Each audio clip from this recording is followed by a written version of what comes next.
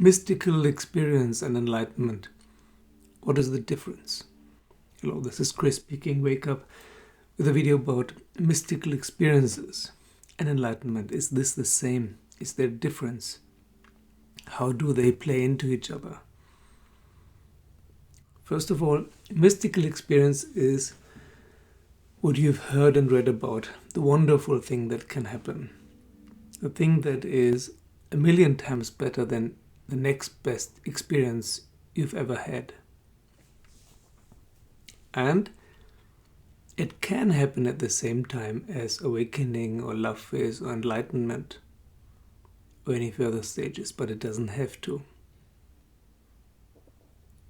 Obviously, in a religious context, it happened to many people at the same time. That's why they thought and still think that they belong together, that this is one and the same thing.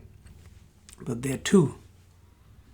For example, you can bring about a mystical experience by ingesting certain substances like ayahuasca. But this will not bring about awakening or love phase or enlightenment, except in very, very rare cases where it's already on the brink of happening and just pushes you over the edge the last millimeter. But they don't cause it. If you're ripe for the plucking, then it may just prepone it by a few moments, but it would have happened anyway. So anyway, mystical experience is the thing where you suddenly see, oh, the universe is one and everything is love and everything is light, and you can see stuff that you've never seen before, some extraordinary perceptions. And maybe you even see some beings like angels and so on. I always say there is no choir of angels singing when enlightenment happens, but it is when mystical experiences happen. So mystical experiences are beyond imagination the very, very best thing that can possibly happen to you. Overarching joy and bliss. It's just beyond description. Enlightenment is another cup of tea altogether. It would have nothing to do with it if it weren't for the fact that those two sometimes happen together. But they can also happen separately. You can have a mystical experience without any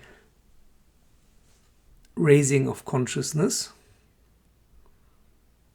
and this usually lasts for a while and then disappears again, and that's it. Then you're back to how you were before.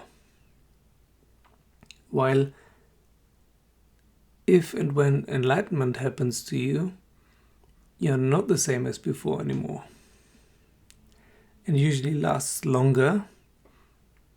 And in most cases I have heard about, it's happening without mystical experience. It's more like a very anticlimactic aha experience. It's that.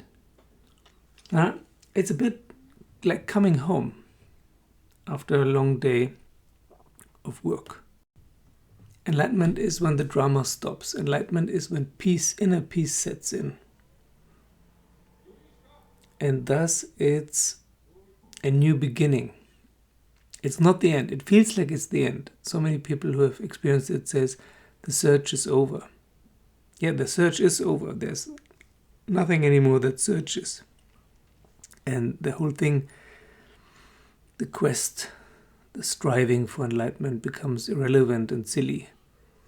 But only because it's over. It has happened. I would describe it as utter neutrality. There's nothing good or bad anymore. Everything is neutral.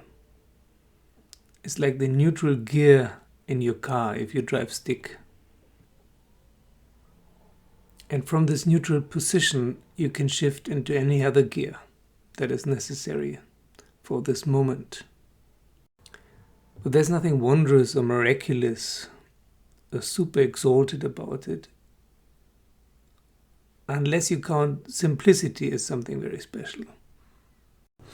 So enlightenment is almost the opposite of mystical experience. Mystical experience is like a New Year's fireworks. It's an explosion. While enlightenment is a stop. It's like a lull. There's no more wind. There's no movement. It's like the eye of the storm. Around you there's the storm, but in the middle there's nothing happening. There's no movement in the center. There's absolute stillness. For some people, it goes hand in hand with the development of cities, and for some people it doesn't. It doesn't matter. It's not necessary. It's not important. Also, for some people, it goes hand in hand with some feelings of grandeur, of divine existence, of feeling godlike. This is also not necessary, and it's probably better if you don't experience it, because megalomania can never lead to anything good. Well, the more Advaitic variation of this is just okay. It's that. Cool. But nothing special. It's just like the old Zen saying, before enlightenment, it's chopping wood and fetching water and preparing your meals, and afterwards it's chopping wood, fetching water and preparing your meals. Only with the difference that now it's a lot of fun suddenly to chop wood and fetch water and prepare your meals. Not in a roller coaster sort of way fun. That was before. There's no roller coaster anymore. That disappeared. The fun is just by enjoying it. Enjoying it in the moment in a very subtle way. Very subtle smile sort of way. There's no resistance anymore. That's probably it. Because of the neutrality, there's no resistance anymore to things you felt before were some kind of drudgery. The work is still the work, but it's not hard anymore. It's not a hard work. It's just the thing that needs to be doing now. So it's done. And yeah, the whole cosmic joke is up somehow. Life is fun now, not because of some immense joy, but because you understood the joke finally. It's fun because it's funny. It makes you laugh. Okay, that's it for today. Thank you for watching. Thank you for subscribing and joining me on Patreon. And see you soon. All the best.